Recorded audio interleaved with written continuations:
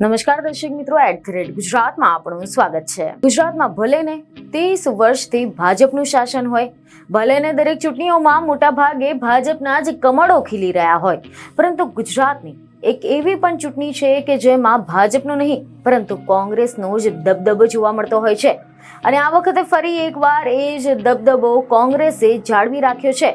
જી હા, એવું સમજી લો કે આંકલો એપીએમસીની ચૂંટણીમાં ભાજપનો પન્નો ટૂંકો પડે તેમ હોવાથી એપીએમસીની ખેડૂત વિભાગની 10 બેઠકો માટેની ચૂંટણીમાં કોંગ્રેસ પ્રેરિત પેનલ બિનહરીફ વિજેતા બની છે અને આના કારણે કોંગી છાવણીમાં આનંદની લાગણી પ્રસરી જવા પામી છે। હવે જો આપણે આના વિશે ડિટેલમાં વાત કરીએ તો અહેવાલ એવા મળી રહ્યા છે કે એપીએમસીમાં ખેડૂત વિભાગની 10 બેઠક માટે ચૂંટણી યોજાઈ હતી અને આ ચૂંટણીમાં કોંગ્રેસ પ્રેરિત પેનલના 12 ઉમેદવારોએ ઉમેદવારી નોંધાવી હતી। ગત તારીખ 27 માર્ચના રોજ ઉમેદવારી પત્ર ભરવાની આખરી તારીખ હતી અને તારીખ 28 માર્ચના રોજ ફોર્મ ચકાસણીના 12 ફોર્મ મંજૂર થયા હતા અને ગઈકાલે ફોર્મ પરત ખેંચવાના અંતિમ દિવસે 2 ઉમેદવારોએ ફોર્મ પરત પણ ખેંચી લીધા હતા। જ્યારે આ ચૂંટણીમાં ભાજપને એક પણ ઉમેદવાર મળ્યો ન હતો, ત્યારે અંતે ઉમેદવારી પરત ખેંચાતા કોંગ્રેસ પ્રેરિત 10 ઉમેદવારો બિનહરીફ વિજેતા થયા હતા।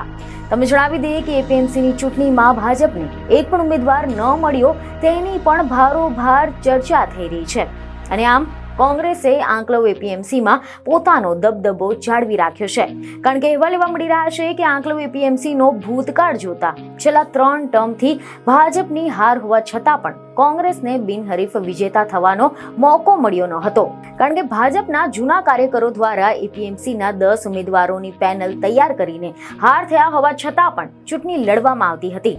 ભાજપના સમર્થન ઉમેદવારો ડર વગર ચૂંટણી લડતા હતા, પરંતુ આ બધા પરિબળ આ વખતની ચૂંટણીમાં જોવા ન મળ્યા। બીજને એક ખબર સાથે ફરી મળીશું। ધન્યવાદ।